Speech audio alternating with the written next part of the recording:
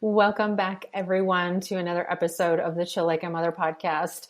We are here today talking with Kelsey, someone who I spent a lot of time with in the middle of the pandemic, training for our second level certificate of expressive arts therapy. She also is a mom, and today we are going to be talking about all of the day-to-day ways and why we were drawn to expressive arts therapy and why it has created, I call it magic, but I'm going to invite Kelsey to say whatever she needs to say about expressive arts therapy, but kind of like breaking down some of the stigma and the ways that we can use it in our daily lives for whatever intention you might have. So Kelsey, can you please tell our audience a little bit about yourself, and let's like jump right in. Tell me like what is your favorite art medium? Ooh, good question. I love working with kind of collage pieces. So I always go to collage, whether I'm creating something myself or working with students or clients or groups of people, working with my kids.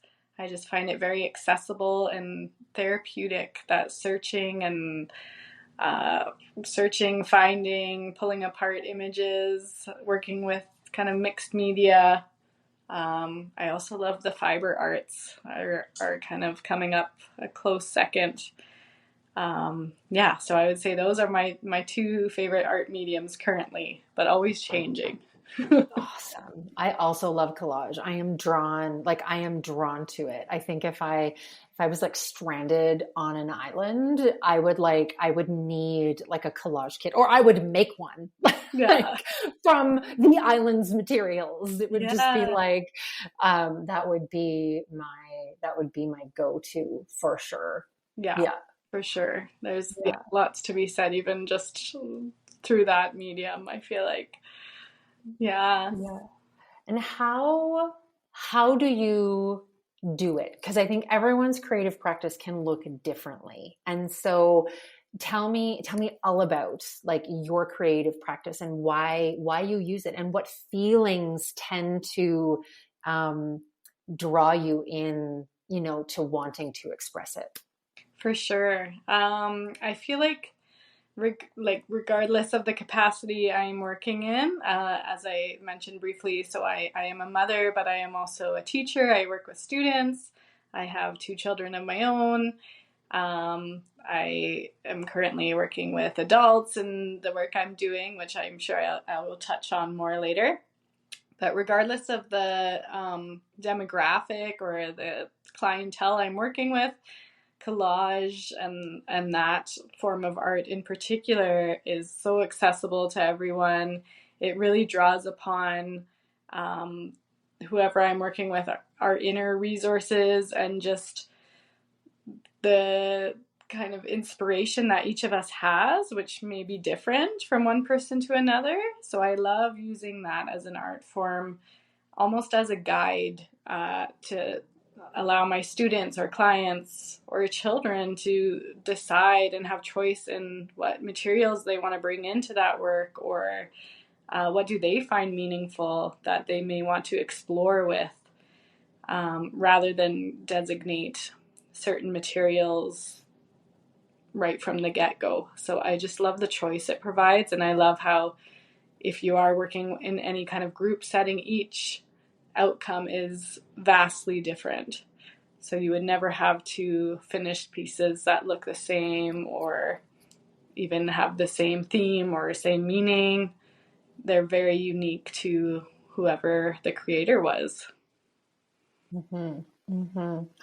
What do you find the collage process gives you when you're doing it for you? Yeah, so a lot of the work I do is centered around themes of grief and loss, and that comes from experiences in my own life. I furthermore now in my training as an art therapist and currently doing a master's in art therapy, I'm recognizing that I have an existentialist theoretical approach. So I really love that the whole idea behind collage, and as I mentioned, the ripping and tearing of paper to create something new, is almost that building hope or building something new out of what once was. So in an existential I see that as taking a situation, whether it's positive or negative, and doing something with that energy, creating something with that. And I know I'll quote Sean McNiff, who's an amazing expressive arts therapist and kind of the grandfather of the field, says that art heals by taking the pain and doing something with it. I think I butchered that a little bit, but yeah, I feel like that almost is a metaphor for collage work and mixed media. It's almost that healing journey, whether personally or in a group, and the process itself of that searching, finding, ripping, tearing, cutting, all of that process in creating a product in the end. Yeah, something magical, as you said, Kayla, happens throughout that whole. Happens. It does. Something magical happens. And I actually have this really fond memory of when we were doing the level 2 training and we all had to lead in an exercise. And I remember the one that you did, and I actually can't even remember what the prompt was, but I remember towards the end of the session that you were teaching, you had asked us, I think, that if the art that we made was to be like an album cover, what the album would be called, and then what the tracks would be called. And I was actually going through, I have like I call it my expressive arts like Bible. It's like all of my level 1, all of my level 2, any kind of learning that I've done in the expressive arts is all in this one art journal. And I was flipping through it the other day for some inspiration for social media. And I stumbled across my, I don't have the art still. It must have been maybe like an installation or something that we'd done. I don't remember it being something physical or like visual art, I mean.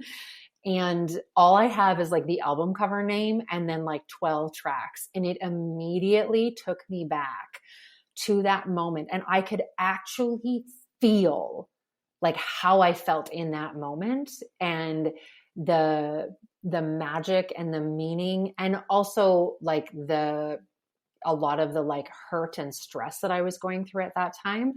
I was like immediately transported there, and I could feel this like connection to you through that experience. And I have written down things from other therapy experiences or other workshops or, the psychoeducational kind.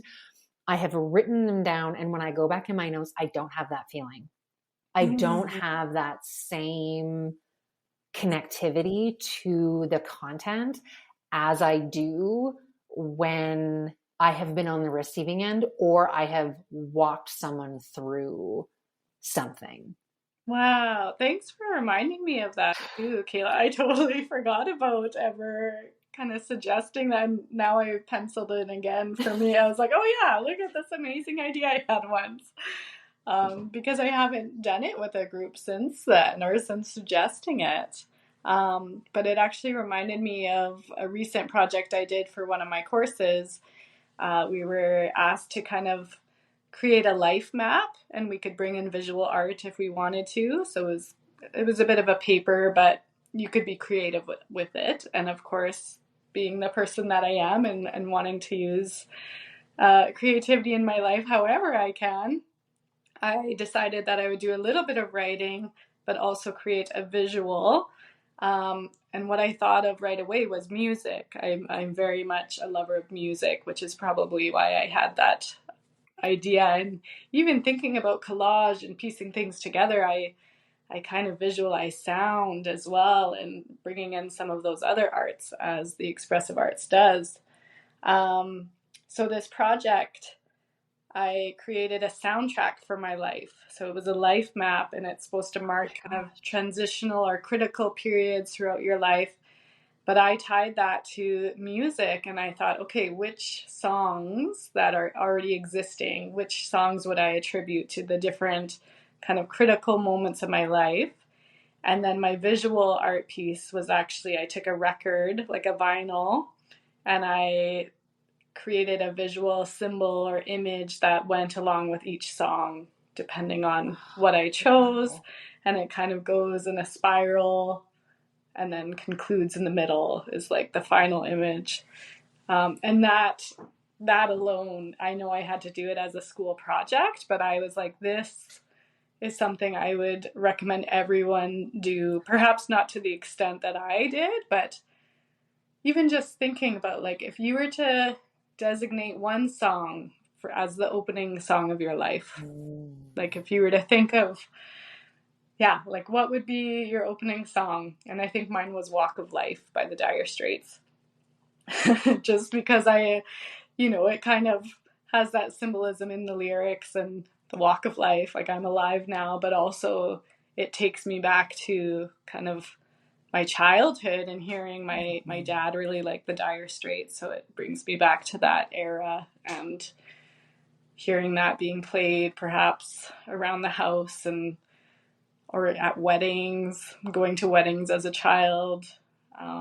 Yeah, so that was the song that marked the beginning of my life. But yeah, that was a therapeutic experience in its own, and not really knowing the power that would have within the process.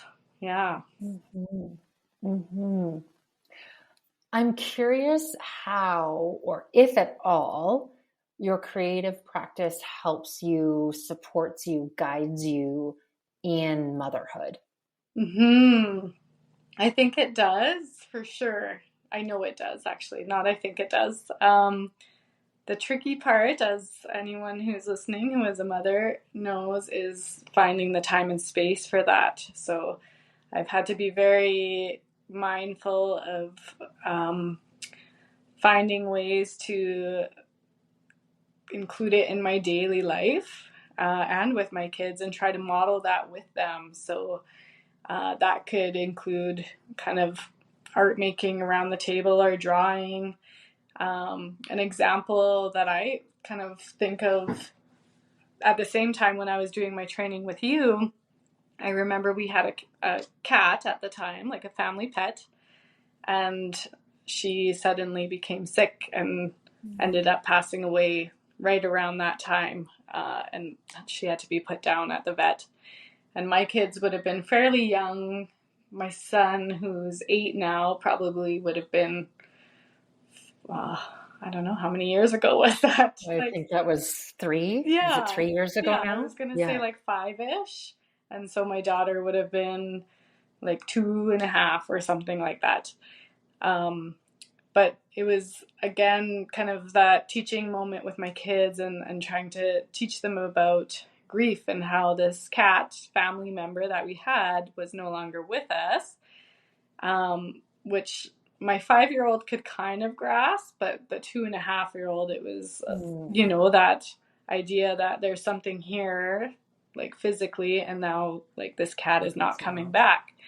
So my 5-year-old, on his own, found a photograph of our cat and took a marker and just like he was trying to explain to his little sister that our cat was no longer with us. So he like drew a circle and then like a line through it, and then went to her and said, "Kitty, bye-bye." Like, Kitty not here. And so I found that interesting, that he kind of turned to a visual to help explain that experience.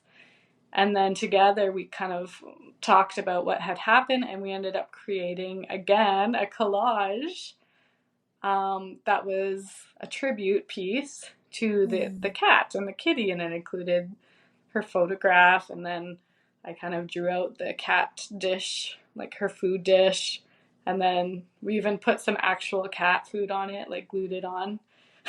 So we made this family collage together, and it was almost like a morning ritual of like, now we have this piece that it can symbolize what has happened, but also the process of making it together was kind of that morning experience that we were able to have together as a family.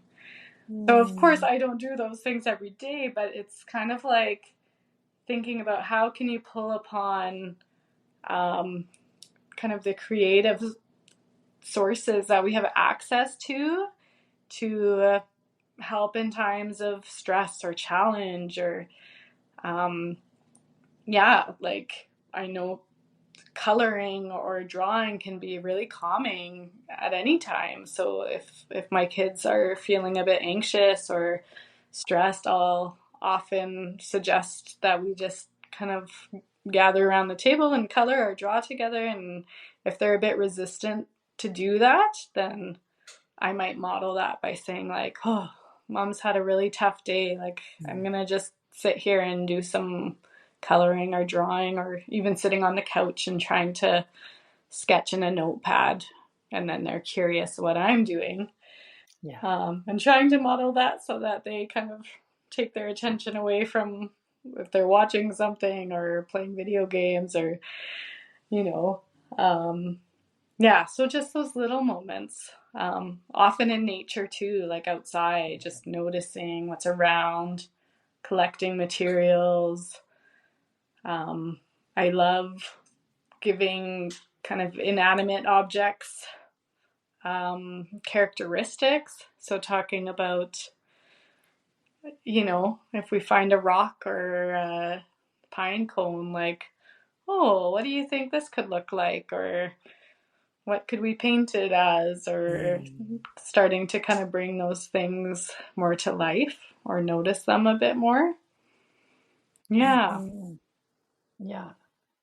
Yeah, that's amazing. I do the same thing. I'll be like journaling or painting, or I'm often sitting at the kitchen table. It's like pretty normal for my kids to walk into any room and I'm doing something creative or wild or wacky.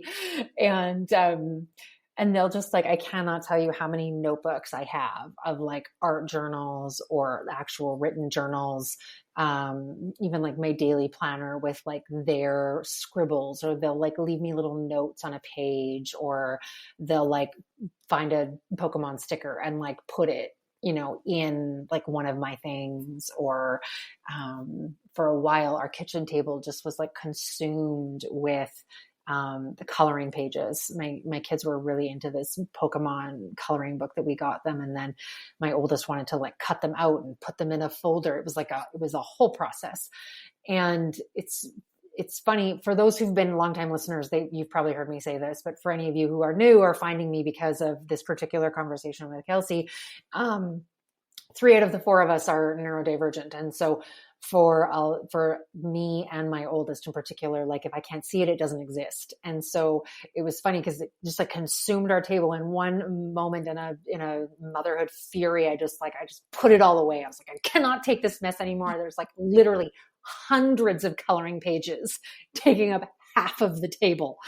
And I put it away, and it's so funny. In 2 weeks, he hasn't touched it because it's away. And so it's like, for me, part of making creativity and expression part of our lives is that it's out, and it's often messy, and there is like unfinished projects like here and there. My kids are still decorating these like sun catcher, like Easter things that I got them at the dollar store, just like layers and layers and layers of paint. They're still all over the table. And like, this is being recorded in April. We're not releasing it till September. There's some context there.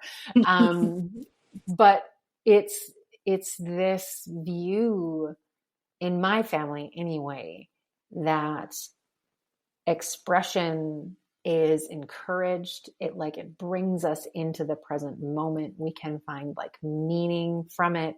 I have been like asking my kids to show me what their feelings look like for like their whole lives. Like, I think they're probably better at drawing them than they are explaining them. Or like ripping stuff up. My son, he'll be mad and he'll be like, I just want to rip this up. I'll be like, well, it's like a piece of paper, like go for it. Like that's anger. That's a healthy expression of anger coming out of your body. Like follow that urge. Right. And this is something that I teach my clients all the time, is to follow those urges. They'll have a piece of paper. We'll have like done the process, right? We'll like I'll lead them through whatever creative process is calling to us that day. And they'll get to the end and I'll say something like, okay, so what's the urge now that you have with this? And some of them will be like, I want to rip it up. I don't want to look at it, or I want to put it on my fridge, or whatever it is. And I'm like, well, follow that urge. And be like, you want me to rip it up, but I just spent all this time like making it. I was like, yeah, but we're not putting this in a museum. Like, this is not, if you want to recreate it and do the artist thing, you go for it. But like in this moment, you want to rip it up. So let's rip it up. Yeah. Yeah. Yeah. And just focusing on it is, as you said, like it's the process. And so I think making it more accessible, making it more like overt, that creativity lives in all of us in some way, as long as we have kind of materials or a little bit of help kind of close by, I think we can find it a little easier. And I often think back to my childhood and how that creativity was kind of fostered through my parents, and specifically my dad, who was an artist. And as you mentioned, our kitchen table was always like, that is where creation happened in whatever form it looked like.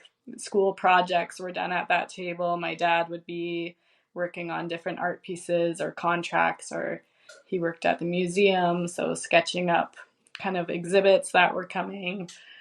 And yeah, it was very seldom that that table was actually used for dining at. Even though it was the dining table, it was more the creating table.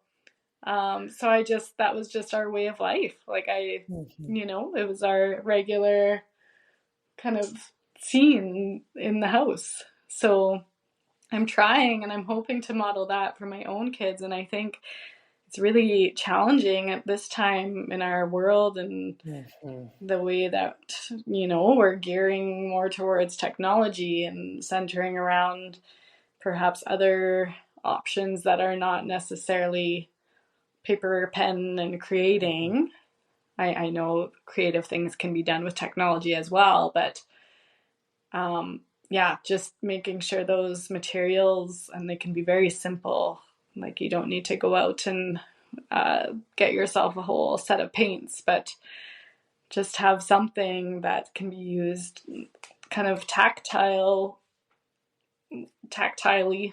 if that's a word. It is now. It is now.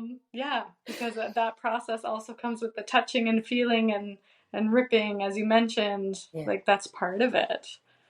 Yeah. Yeah. Yeah. Yeah. And the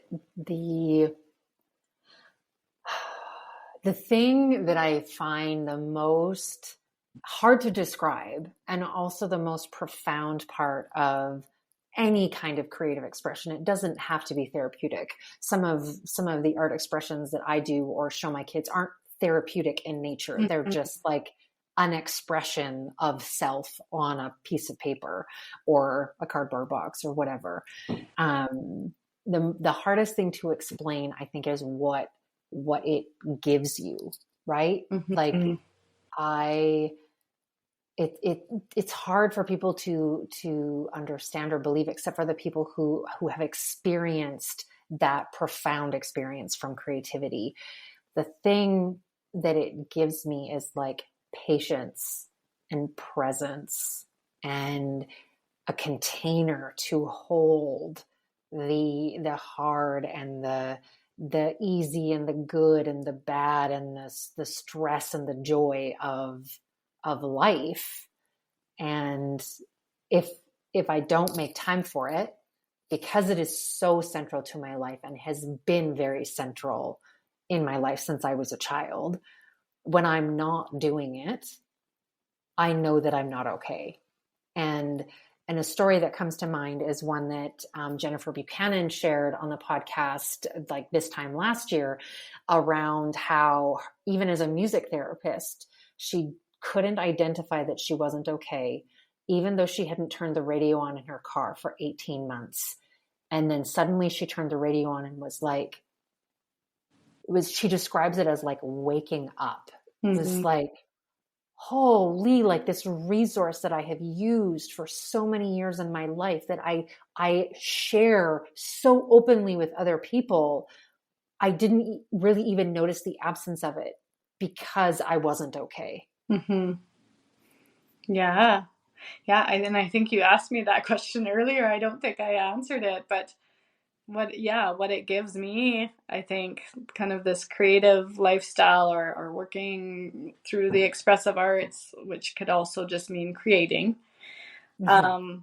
But yeah, I think it does give me a cathartic release of whatever I'm needing at that time. And sometimes that is kind of that moment to stop and breathe a little bit, the moment of peace. But then other times, especially when you're working through challenges in your life, it gives me that opportunity to heal or to see my emotions in a visual way that I may have not been able to understand through language. And the science, there's much science behind that, but kind of the short version is that, especially when trauma is experienced in our brain, it happens in kind of the implicit or the midbrain, where we can't always give language to those experiences right away.